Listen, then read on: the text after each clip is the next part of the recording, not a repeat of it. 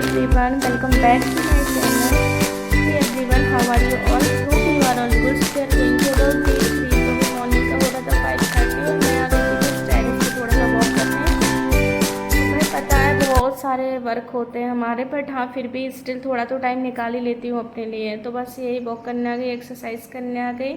After that इनको office जाना था, तो बस सबसे पहले वही घर का थोड़ा अपना जो वर्क रहता है उसको कंप्लीट किया एंड देन पूजा की। फिर इसके बाद बस इनको ऑफिस भेजा। इनको ऑफिस भेजने के बाद फिर अपनी स्टडी रूटीन पे आ गए। स्टडी में बस फिर अपना वही रिवीजन किया सारा जो कि लास्ट डे पढ़ा हुआ था।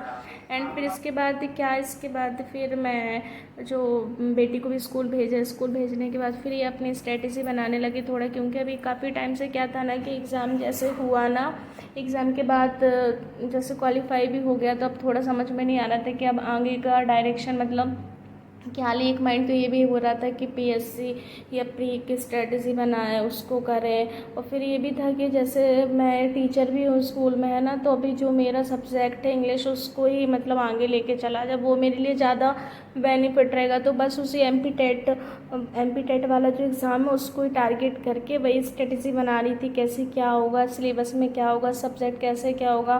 कि ना देन स्कूल भी स्टार्ट होगा, तो स्कूल की वजह से भी फिर इतना ज़्यादा टाइम नहीं मिल पाएगा। जो भी टाइम रहेगा वो हमारी या तो मॉर्निंग में होगा या फिर हमारे इवनिंग में टाइम होगा। डे तो पूरा हमारा स्कूल में ही निकल जाएगा। तो ऐसे करके कितना टाइम बच पाएगा, तो वही सब आज बस मैंने वही स्ट्रेटेजी बनाई। देन जो प्रीवियस मैंने पढ़ा हुआ था वही मैंने उसका रिवीजन करा। और आप सब बताइए कैसे चली आप सबकी तैयारी एंड कैसा रहा आपका, क्या टारगेट लेके आप पढ़ रहे हैं। अब जो नेक्स्ट एग्ज़ाम है आपका, तो आप कैसे उसकी रेडी प्रिपेयर कर रहे हैं, तो कमेंट सेशन में ज़रूर बताना। एंड हाँ एक बात और, देखो क्या होता है कि किसी ने मुझसे कहा था कि आपके पास टाइम होता है बट सबके पास टाइम नहीं होता। देखो टाइम ऐसा है कि टाइम किसी के पास नहीं होता है, टाइम हमें निकालना पड़ता है। यदि हमें कुछ करना है ना, तो हमें ये बहाने नहीं बनाने पड़ेंगे कि टाइम नहीं है, टाइम निकालना ही पड़ेगा कि कैसे मैनेज करना, मैं कैसे पढ़ना। मैं भी पूरा नहीं पढ़ पाती हूँ, मैं भी टाइम टेबल बनाती हूँ 8 आवर का बनाऊँगी, 6 आवर का बनाऊँगी, बट वो मेरा कंप्लीट नहीं हो पाता। बट हाँ ये ज़रूर है कि टारगेट यदि 8 का बनाती हूँ तो 6 तो डेफिनेटली कंप्लीट हो जाता है, 6 का बनाऊँगी तो 4 तो डेफिनेटली कंप्लीट हो जाए। और जो मैं संडे रखती हूँ, तो संडे में ऑल टोटल रिवीजन वाला डे रखती हूँ।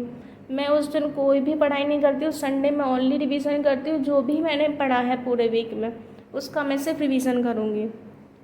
अब जैसे पॉइंट ऑफ व्यू ये बात करें कि सिलेबस क्या, तो जैसे हम किसी एग्ज़ाम की तैयारी करें तो मेन तो फोकस हमारा सिलेबस पे ही होना चाहिए। हमें यही पता होना चाहिए कि हमारे सिलेबस में क्या आएगा क्या नहीं आएगा, उसको टारगेट करके हम पढ़ेंगे ना। सिलेबस तो हमारा जस्ट हमारे सामने ही होना चाहिए कि हमें ये, जैसे मैंने अभी एमपी टेट का मैं आपको बता भी दूँगी, सिलेबस मैं आपको शेयर भी कर दूँगी कि हो सकता है बहुत सारे स्टूडेंट्स ऐसे होंगे जो प्रिपरेशन करना चाहते होंगे, तो उनके लिए भी बेनिफिट रहेगा। सिलेबस हमारे क्या है, जैसे मेरा मेन सब्जेक्ट इंग्लिश है, तो इंग्लिश को टारगेट करके हमें कैसे आगे मतलब पढ़ना है, क्या क्या चीज़ें हमें पढ़नी है, वो सारी चीज़ें रहेंगी। तो उसका क्या होगा कि जब हमारे सामने सिलेबस रहेगा ना, तो उसको हम बेटर तरीके से तैयार कर पाएंगे, है ना।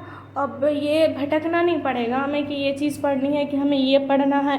और सबसे अच्छी बात इसमें ये भी है कि जैसे हमने लास्ट एग्ज़ाम में पढ़ा था अपना जो हमारे टीचिंग सब्जेक्ट में आता है, जैसे हमारा सीडीपी हुआ, हिंदी हुआ, इंग्लिश हुआ, ये तो कॉमन है, ये तो हमें ऑलरेडी सब्जेक्ट मतलब ये जो हमने सब्जेक्ट बहुत अच्छे से पढ़ लिया ना, ये तो हमारे काम ऑलवेज आएंगे। मैंने खुद भी तैयारी की है, तो मुझे तो ये लगता है कि मैंने इसको जितने अच्छे से पढ़ा है ना, तो शायद ये चीज़ मेरी अभी बहुत मुझे हेल्पफुल हो रही है। अब मैं कोई टेस्ट भी लगाती हूँ, कुछ भी लगाती हूँ, तो ये सब्जेक्ट मेरा ऑलरेडी से प्रिपेयर है, तो मुझे इनको प्रिपेयर करने की ज़रूरत नहीं। हाँ बट जो मेरा थोड़ा इंग्लिश वाला पोर्शन है, जैसे इंग्लिश लिटरेचर वाला है, लिटरेचर में क्या है ना कि पूरा मुझे लिटरेचर पढ़ना पड़ेगा, फॉर्म्स पढ़नी पड़ेगी, पोइट्री पढ़नी पड़ेगी, फिक्शन पढ़ना पड़ेगा, पोएम पढ़नी पड़ेगी। तो वही ऑल डिटेल मैंने जैसे जो पीजी में एमए किया, तो मुझे उसका भी उठाना पड़ेगा, कुछ मुझे ग्रेजुएशन लेवल का भी उठाना पड़ेगा, क्योंकि जो वर्ग 1 का जो एग्ज़ाम होता है ना इंग्लिश का, वो थोड़ा सा हाई लेवल का आता है, तो उसमें हमें पूरा नेट जेआरएफ के उसके थ्रू का हमें पूरा पढ़ना होता है। तो बस अभी तो फ़िलहाल मैं उसी को फोकस करके पढ़ रही हूँ।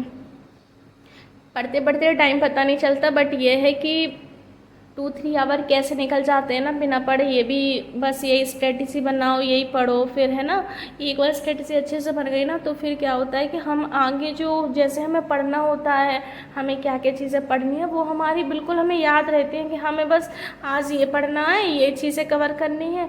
बट हमारी स्ट्रेटजी कंप्लीट नहीं है तो हम कैसे कर पाएंगे, राइट। तो सबसे पहले पढ़ने बैठिए तो सबसे पहले अपनी स्ट्रेटजी बनाइए। मैंने अपना हमारा सिलेबस हमारे सामने होना चाहिए, हमें स्ट्रेटजी होना चाहिए कि हमें कब क्या पढ़ना है। ऐसे नहीं कि कभी भी कोई भी चीज़ उठा के हम पढ़ने लगे, है ना। तो वो हमारी मतलब ये तो बिल्कुल क्लियर ही होना चाहिए कि हमें आज का क्या है। और हमेशा टारगेट जो भी बनाओ ना वो आज पहले ही डिसाइड कर लो कि हमें कल सुबह पढ़ना क्या है। Thank you.